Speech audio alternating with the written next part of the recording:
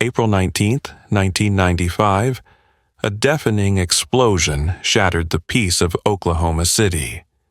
The Alfred P. Murrah Federal Building, a place where hundreds of workers carried out their daily routines and children laughed in a second-floor daycare, was reduced to rubble in an instant. Thick smoke blotted out the morning sun, cries of children mixed with the wail of sirens. 168 lives, including 19 children, were lost in the blink of an eye. Over 600 others survived, but they carried scars that would never heal, both physical and emotional. This wasn't the work of a foreign enemy. This was the act of an American. Timothy McVeigh. 6 years later, on June 11, 2001, America watched as justice called his name at the Federal Correctional Institution in Terre Haute, Indiana.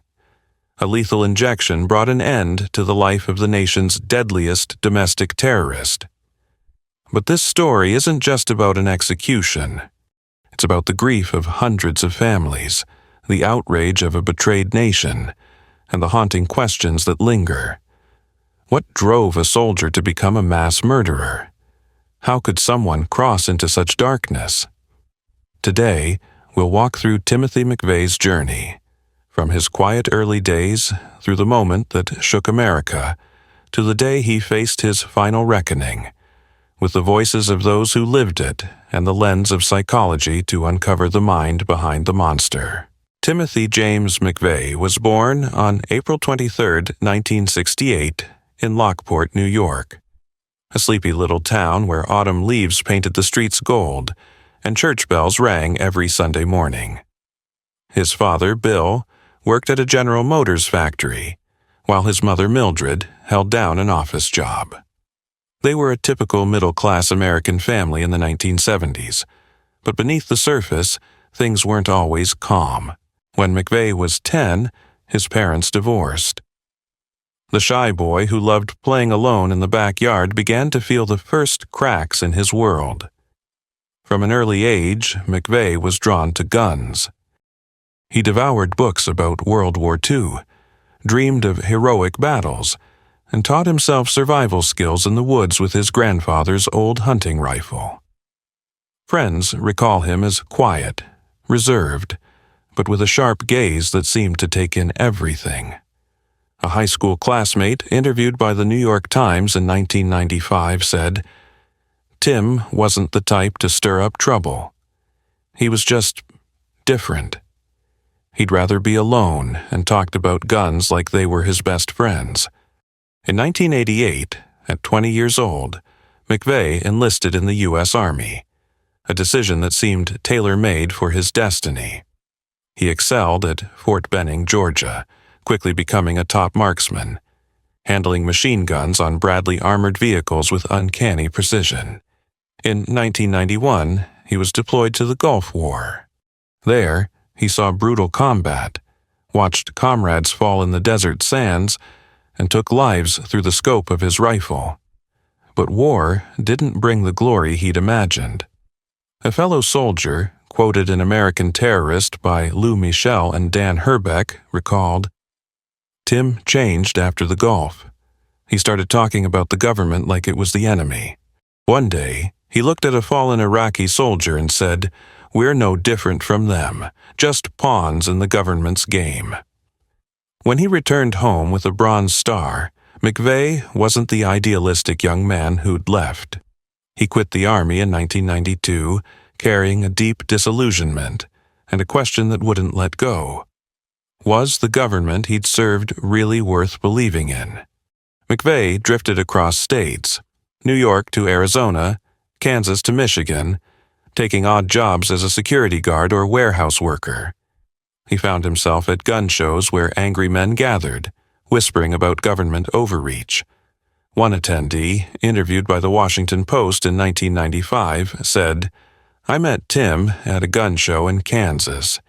He didn't talk much, but when he did, it was all about how the feds were controlling us.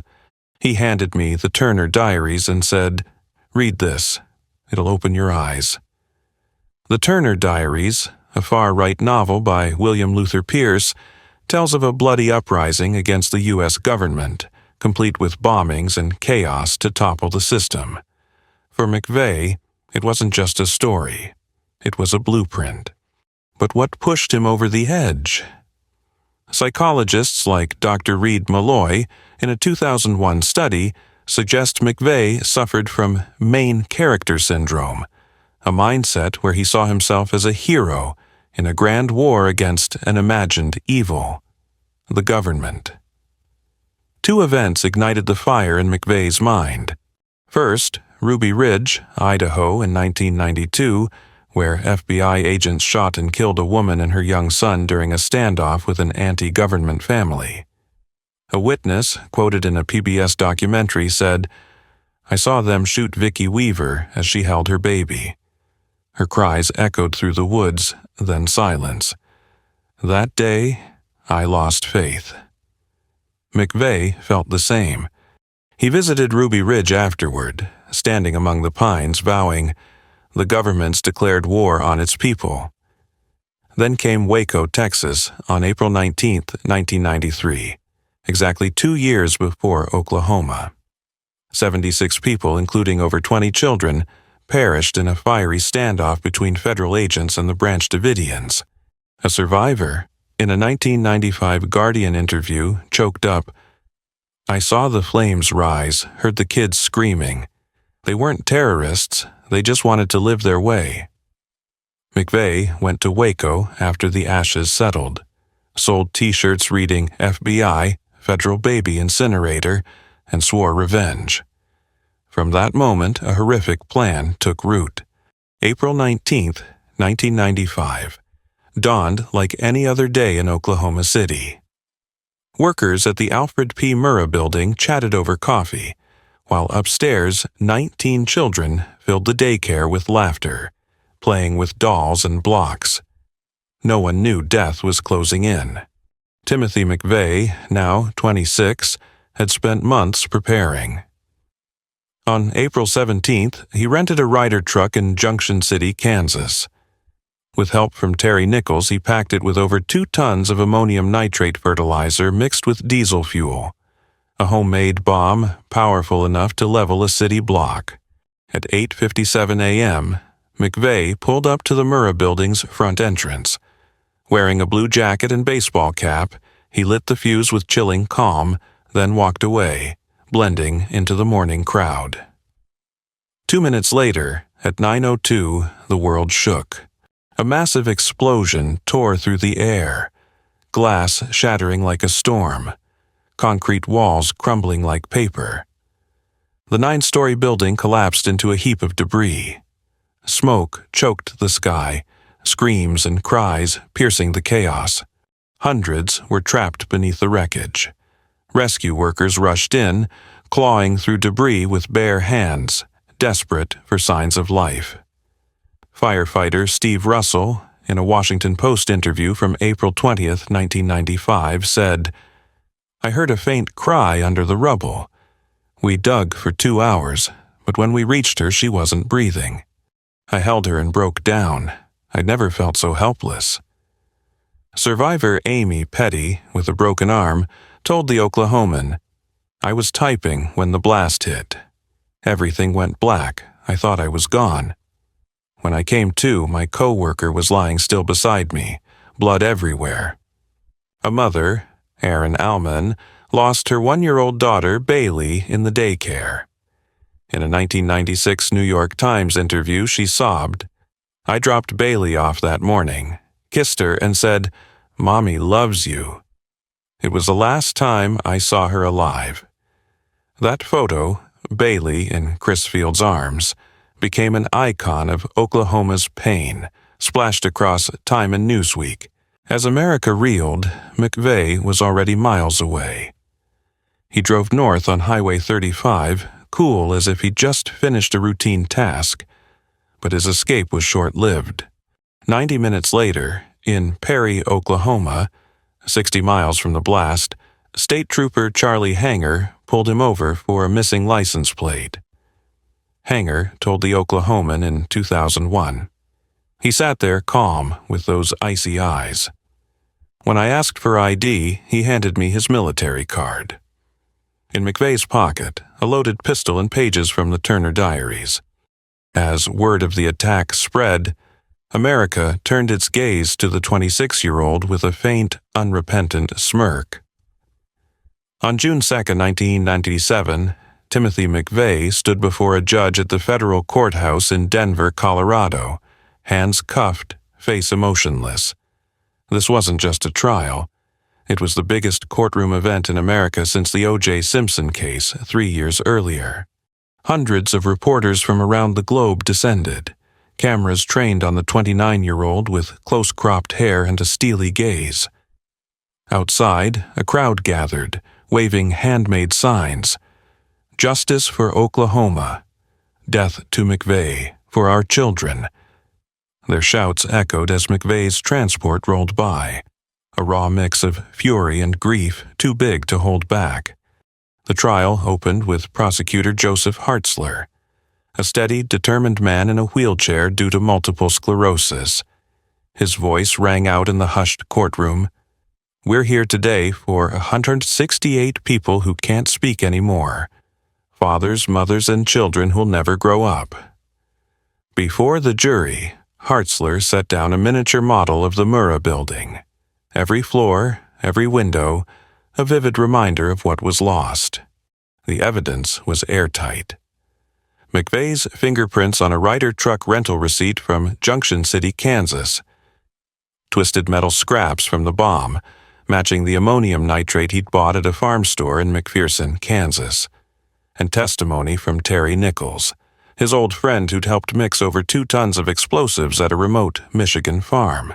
Nichols, in a plea deal to avoid death row, told the FBI, "Tim said this was the only way to wake America up.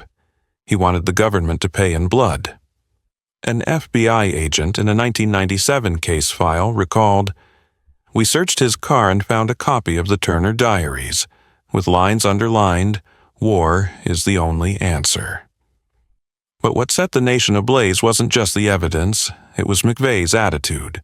When asked about the 19 children killed in the daycare, he coolly replied, "That was just collateral damage." Those words hit like a punch to the gut for the parents in the courtroom. Marcia Kite, who lost her 23-year-old daughter, Frankie Merriweather, stood up mid-trial shouting, "My daughter wasn't damaged. She was my whole world." Tears streamed down her face, her sobs cutting through the silence. Bud Welch, who lost his 23-year-old daughter, Julie, told the Washington Post on June 15, 1997. "I sat there, holding Julie's picture, staring at McVeigh. He showed no remorse. I wanted to strangle him, but I also wanted to know why." Outside, America's voice roared. Thousands traveled from Oklahoma, Kansas, and beyond to Denver, turning the courthouse area into a sea of outrage. A protester, in a Denver Post interview from June 3, 1997, said, "I drove 10 hours from Oklahoma to be here. McVeigh didn't just kill my son, he killed my American dream." Students from the University of Colorado stood nearby, holding a banner, "No mercy for murderers." Chants of "Death, death, death" rang through the streets. Yet not everyone agreed. A small group with signs reading "End the death penalty" stood quietly at the edge.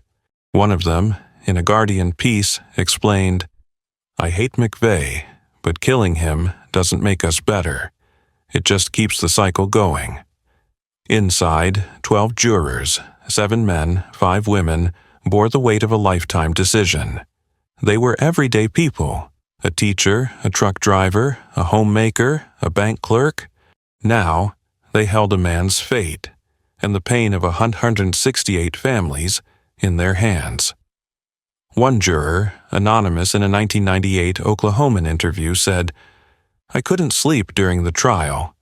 Every day I looked into McVeigh's eyes, no blinking, no feeling. I heard the mothers cry, saw the kids' pictures and knew he had to pay. But when I wrote 'death' on that paper, my hand shook. After 23 grueling hours of deliberation, The jury returned on June 13, 1997. The air was thick, every breath audible. The foreman, a middle-aged man with a stern face, read aloud, "We, the jury, sentence Timothy James McVeigh to death on all counts, murder, use of a weapon of mass destruction, and domestic terrorism." Applause erupted from the gallery, mingled with the sobs of victims' families. McVeigh didn't flinch. He sat still, staring ahead, as if the verdict didn't touch him. He didn't appeal. Back in his cell at a federal prison in Florence, Colorado, he ignored his lawyer's advice. Attorney Stephen Jones later wrote in Others Unknown, "Tim wanted to die. He saw execution as his final win, a way to send his message and become a symbol for others like him." For many, though, his death wasn't a victory. It was a necessary end to a nightmare. An Oklahoman, in a June 14, 1997, Oklahoman article said, "I don't care what he thought. He had to go so we could start healing." Psychologists dug deeper into McVeigh's mind during the trial. Dr. John G. Horgan, a terrorism expert at Georgia State University, wrote in 2001, "McVeigh wasn't clinically insane. He had his own twisted logic, a fierce belief he was a hero in a secret war against the government. It's classic radicalization, an ordinary guy swept into a spiral of hate, justifying his actions by seeing victims as necessary losses." Dr. Philip Resnick, in a 1997 CNN interview, added, "McVeigh showed traits of antisocial personality disorder, no empathy, no regret, and an arrogant belief he was above the law." But to the people of Oklahoma, psychology didn't matter. McVeigh wasn't a case study. He was the man who took their husbands, wives, and children. Cheryl Hammonds, who lost her 5-year-old son Christopher, told the New York Times in 1997, "I don't need to know what went on in his head. I just know my boy's gone and he's the one responsible." The trial ended, but the pain stayed, and America waited for the day McVeigh would face his fate. On June 11, 2001, the skies over Indiana were eerily still. A thin mist hung over the fields surrounding the Federal Correctional Institution in Terre Haute, where Timothy McVeigh prepared for his final moments. Inside the prison, the air felt heavy as lead. Guards moved in silence, avoiding eye contact, knowing they were part of a moment that would echo through American history. McVeigh, now 33, sat in his small cell, the faint glow of a bulb lighting his unyielding face. His last meal request, 2 pints of mint chocolate chip ice cream, a simple choice that felt chillingly out of place, given the horror he'd unleashed. A prison staffer, in a 2001 Indianapolis Star interview, said, "I brought him the ice cream. He said, 'Thanks,' in this flat voice, like he was ordering at a diner. I couldn't wrap my head around it. How could someone facing death be so calm?" In his final hours, McVeigh penned the poem Invictus by William Ernest Henley, ending with, "No matter how harsh fate may be, I am the master of my soul." He refused a chaplain, sought no forgiveness. He just sat, gazing out a tiny window at the moon, his last glimpse of the world after years behind bars. At 7 a.m., McVeigh entered the execution chamber, a stark, cold room with white walls and tiled floors. 4 leather straps pinned his arms and legs to a metal table, a thick glass wall separating him from the witnesses. 250 family members of victims watched via closed-circuit TV from a nearby building. Diane Leonard, who lost her husband in the blast, told the New York Times on June 12, 2001, "I sat there, clutching his photo. Seeing McVeigh on that table, I cried and felt a weight lift. But the pain didn't go away. It just shifted." Glenn Seidel, who lost his wife Donna, said to the Oklahoman, "I stared at him through the screen. No fear in his eyes. I wanted an apology, a plea, but he gave nothing." Prison staff moved with swift precision, like a medical procedure. A nurse inserted a needle into McVeigh's left arm, hooking it to 3 vials of lethal drugs. A staffer, in a 2001 CNN report, said, "I've been here 15 years, but I'd never felt an atmosphere like that. Total silence, just the hum of the machine." The drugs flowed in stages. Sodium thiopental to sedate, pancuronium bromide to stop breathing, potassium chloride to halt the heart. At 7:14 a.m., the monitor flatlined. Timothy McVeigh was gone. His eyes closed. No apology, no tears.